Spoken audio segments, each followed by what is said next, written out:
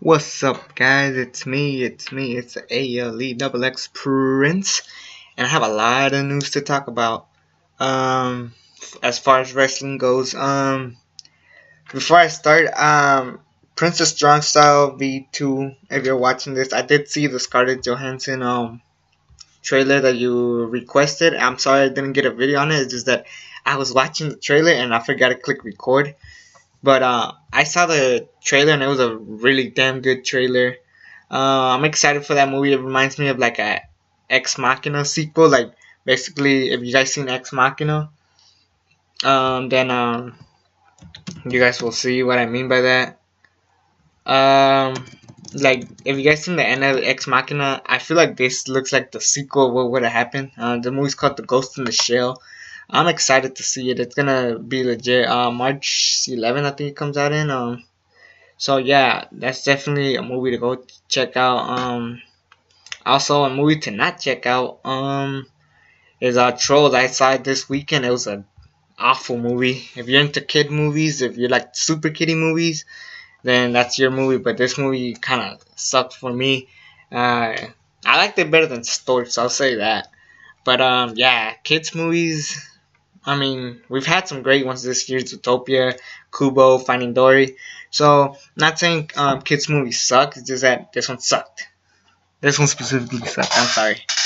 But yeah. Anyways, let's just get back to the wrestling track. I first of all I want to talk about the SmackDown 900 episode. I personally thought Raw was better.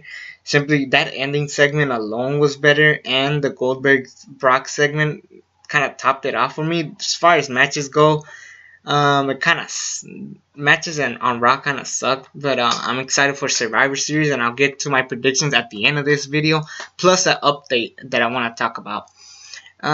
So yeah, it's gonna be maybe a long video, but I'm gonna keep it as short as possible. And yeah, what was next? Oh yeah, and SmackDown 900. Also, nothing really memorable except setting up Survivor Series. The only thing I really want to talk about is the opening and the closing.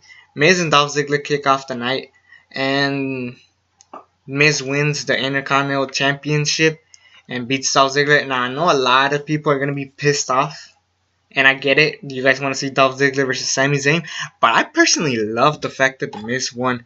He's the biggest heel currently right now, and the fact that he won the Intercontinental Championship and he's gonna take on Sami Zayn, can you just imagine the heel heat that the Miz is gonna get at Survivor Series? That is perfect storytelling for the Miz, and that's just great. Like that's gonna make people want Sami Zayn to win more, and that's just gonna embrace the fact that that moment. If Sami Zayn wins, it's just gonna be so big because he beat a guy that's been hated by SmackDown the whole time. That is just great storytelling. So I understand if you guys are upset that we're not gonna get Ziggler and Zayn, but I'm pretty sure we're gonna get it sometime near the future. So don't worry. I'm pretty sure they're gonna post some stuff here and there. And then Edge, the cutting edge happened, and then all the SmackDown stars happen. James Ellsworth gets talked about a lot. Edge wanted to do a pose with him. They're arguing for a while. Then Undertaker comes. Apparently he's gonna come back full time because of course SmackDown was his show, and I'm pretty sure this is gonna lead to I heard that he's gonna compete at the Royal Rumble. I'm pretty sure he's gonna take on AJ Styles. If not, he's gonna take on Bray Wyatt, which I don't want to see. But whatever happens, I hope this leads to Undertaker versus John Cena at WrestleMania 33. We didn't see John Cena, but I'm pretty sure it's gonna lead to it. That better happen. That's like the biggest money making match. How can you not say no to that match? Either that or AJ Styles versus Undertaker at what's his face? The AJ Styles and Undertaker at WrestleMania 33, which is kind of a long shot. So I would just go with Cena Taker at WrestleMania, AJ Styles, Undertaker at Royal Rumble maybe. Because I don't want to see Shawn Michaels come back to the ring. The way his career ended, like I said in my Q&A, the way his career ended, it just stayed that way. And yeah, Undertaker, this is gonna be a good run for him. Hopefully, he still got it. What do I want to talk about? Oh, of course, I want to talk about this. The Aztec Warfare 3. Yes, Lucha Underground hit their Aztec Warfare 3. I don't know if this is my favorite Aztec Warfare match. Either that or Aztec Warfare 2. Those two are tied, like not to not, head to head. It was just like those two Aztec Warfares were incredible. Nothing against the very first one. It's just like the very first one is kind of hard to do so much with it, but this one was so good too. I mean, I'll say this: it had a lot of goofy moments, which I'll get to. I mean, we start off with Matanza and Johnny Mundo fighting in the ring because Johnny Mundo got cocky with Dario, so he's like, "All right, you're gonna have to take on Matanza first." So it started off with Matanza, Coiro, and Johnny Mundo, and Johnny Mundo was an all-star throughout this whole thing. It was just so fun seeing him acting the way he was. Son of Havoc was number 3. I have the numbers written down. Son of Havoc came out. He was like super over, which is good. And then Jeremiah Crane was at number 4, aka Solomon Crow. Basically, they're both used to date Ivelisse. Well, the one's currently dating Ivelisse, so you could tell the story there. And Jeremiah Crane's definitely pulled some strings. Shocking that he didn't work in NXT because he was like one of the guys I was excited to see, and because he's worked with Dean Ambrose. But I guess Lucha Underground's now his spot. Number 5, Pentagon Dark. I'll talk about Pentagon Dark later. Number 6 was PJ Black, so he just helps out Johnny Mundo. Number 7 was Mariposa. There's this cool stare down between her and Matanza. I guess like they fell in love, but then Matanza just eliminates her as well as he eliminates Jeremiah Crane. Then Rey Mysterio comes out, and we have history there from Aztec Warfare 2, so that's what made that moment so great. Dr. Wagner Jr. showed up. He didn't really do much. No shocker there. Same with Marty the Moss until he got eliminated. That's when he started getting shit done. Number 11 was Jack Evans.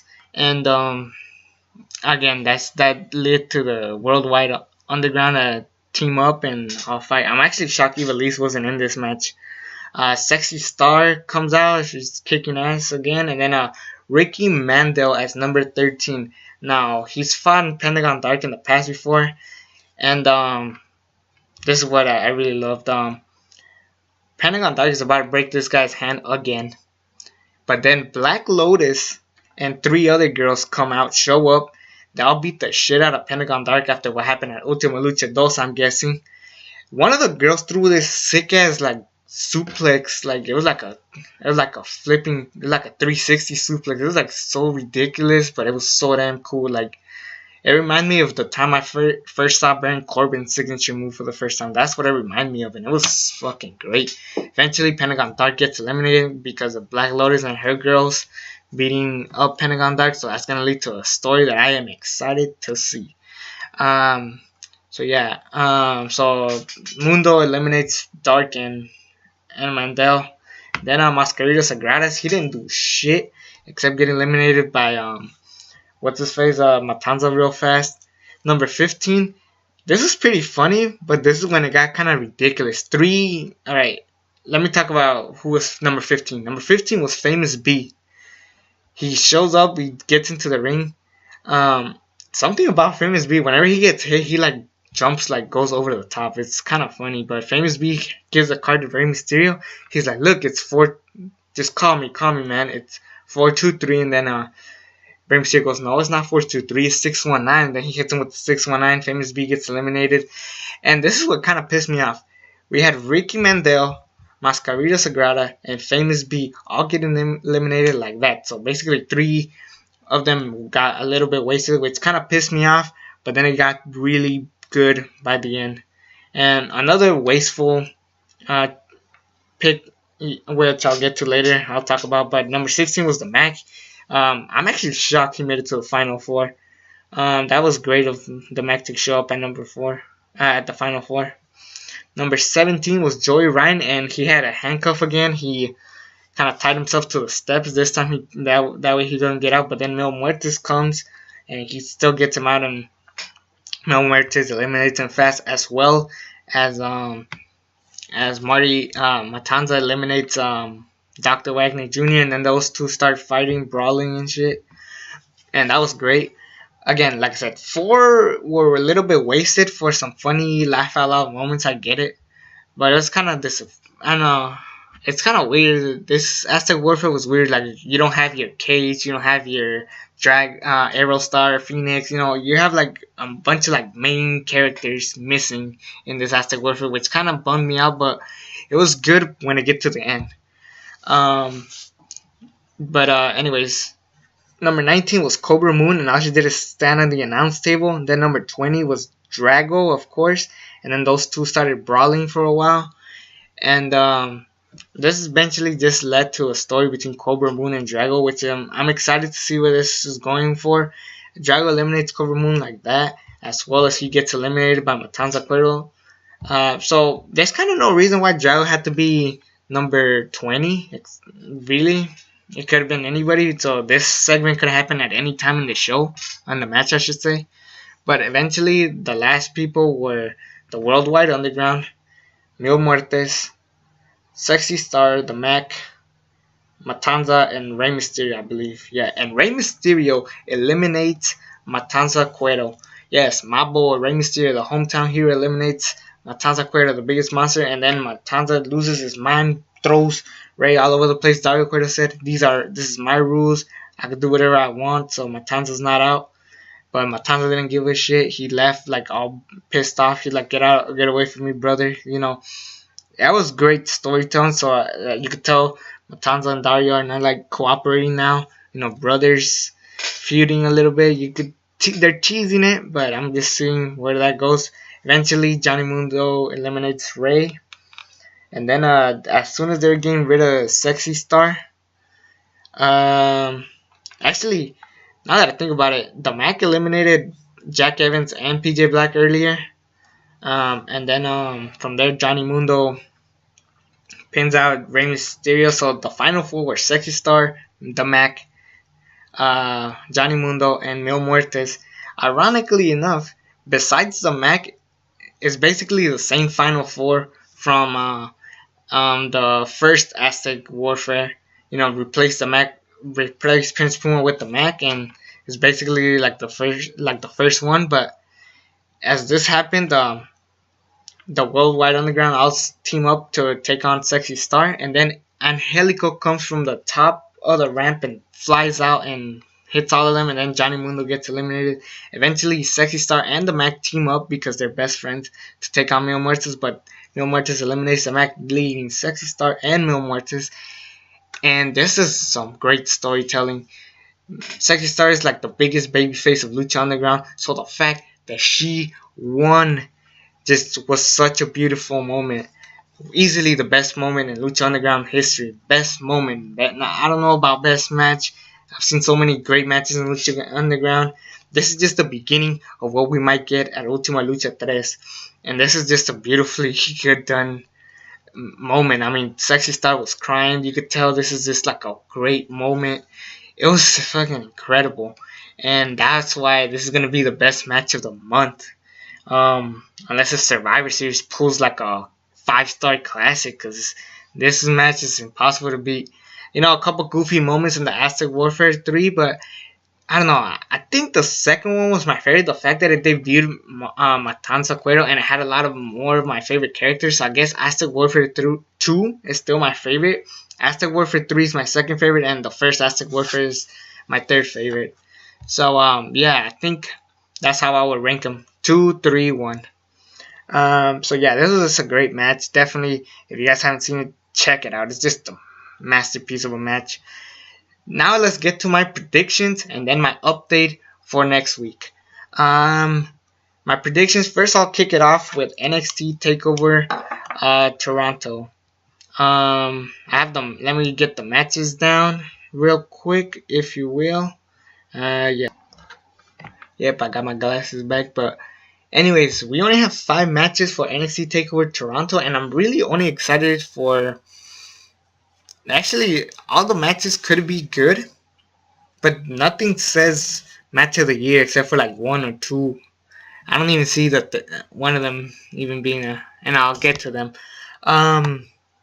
But Bobby Roode versus Ty Dillinger, easily Ty Dillinger's biggest match ever by default. I'm pretty sure Bobby Roode's going to win because he's from Canada, so that's no shocker. I hope Ty Dillinger pulls out a good match. I mean, Ty Dillinger's been there since the beginning. He's been treated like a jobber. How crazy would it be if he beat Bobby Roode? But that's not gonna happen. But anyways, I expect at least a decent match, you know. Next, we got a TM61 versus the Authors of Pain for the Dusty Rhodes Tag Team Classic, and I heard that Paul Ellering was gonna be in a cage, so where he can go through, and I'm pretty sure there's just a throwback to WCW old days, you know, Dusty Rhodes and Paul Ellering feud. You know, I'm pretty sure this is gonna lead to the Authors of Pain winning. I don't see TM61 winning. The fact that the Authors of Pain out with Paul Ellering shows that they're gonna push these guys a lot more than TM61. Nothing against those guys, but I'm pretty sure that's what's gonna happen. And yeah, I hope this is a good match. I mean, Authors of Pain have impressed me a lot more, and TM61 is a really good tag team, believe it or not. These next three matches are like the main events and the title matches, but let me get to the match that I predict will be the match of the night: the Revival versus hashtag DIY Do It Yourself Johnny Gargano, Tommaso Ciampa in a 2 out of 3 falls match. I did not know this until I checked in Wikipedia. It's going to be a 2 out of 3 falls match. It's going to be for the tag team championship. This match could go either way, because I really want to see Tommaso Ciampa versus Johnny Gargano at NXT TakeOver Japan. At the same time, I want to see them win the tag team championships. So it's like, what's going to happen? What's going to happen? And that's what I like about the tag team division. Easily, this is the best year of tag teams as far as NXT goes. Honestly, the tag team matches have been the one thing kicking ass. These recent takeover specials, the Revivals has been an amazing tag team. Same with American Alpha and Do It Yourself. These three are the best modern tag teams for a while. And they're all killing it. They're doing an amazing job as tag team champions, and I just hope the best for them. And I'm pretty, it's hard to predict who's gonna win, because I really want to see Gargano Ciampa feud. At the same time, I want to see them winning the titles. So I'm gonna go with DIY, because I'm pretty sure it's gonna lead to a third match at Japan, and maybe this is their way of going all out. Because this is a 2 out of 3 false match. This way they could go all out and have an amazing match. They could choose whatever they want. They could choose a ladder match for all I care, and that could kill that record. Like NXT TakeOver Japan could be huge if that happens. Next thing I want to talk about, and yeah, this might be even the match of the night for me. But next match I want to talk about, Asuka and Mickie James. I'm pretty sure Asuka's gonna win. No, it's obvious. Mickie James is just there to push Asuka, because really the NXT women's division is dead. Besides Ember Moon and Asuka, there's really nobody else. That's why they're bringing Mickie James. Originally it was gonna be Trish Stratus, but she has a baby. So yeah, I just hope that for a good match. I'm pretty sure Mickie James and Asuka could pull off a great match. So I expect nothing less from these girls. It's gonna be amazing. Next, the main event, the rematch, Shinsuke Nakamura versus Samoa Joe. This could be better than their first match, but it's a long shot, because that moment of Shinsuke Nakamura holding the championship was so big that maybe Samoa Joe, I don't know, this is a hard match to predict, because I heard both these guys are going to get called up soon, and I want Shinsuke to stay for a while, because NXT TakeOver Japan is coming soon, and I'm pretty sure they want to do something big there. And Samoa Joe, I'm pretty sure he could pull off the roster, because NXT, he's doing a fantastic role in NXT, but he hasn't had that legit match that stand out for him in NXT. Like he had some good matches with Balor, Nakamura, and Zayn. That's pretty much it for Joe. Yeah, I think it's gonna be a fantastic match again. My prediction, I'm going to go with Shinsuke Nakamura, because I'm pretty sure at NXT TakeOver Japan is going to be great for this, for the future of NXT. And I'm pretty sure Hideo Itami is coming soon, and that's going to be the match. If not, I want to see Shinsuke and Kota Ibushi. It's a long shot, but fuck, I really want to see that. If you've seen the Wrestle Kingdom 9 match, go check it out. If you haven't seen it, check it out. It's fucking amazing.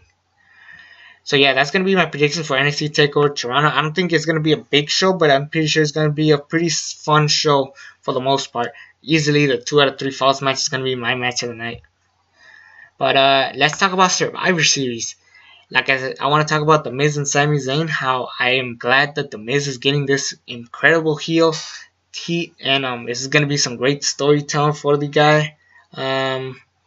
So yeah, that's gonna be it. And I'm pretty sure Sami Zayn's gonna win now that this is happening, because I heard Sami Zayn might be moving to SmackDown, and that's gonna be great, depending on what the standard is.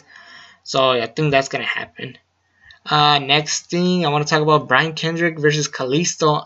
Obviously Kalisto's gonna win because of WWE 205.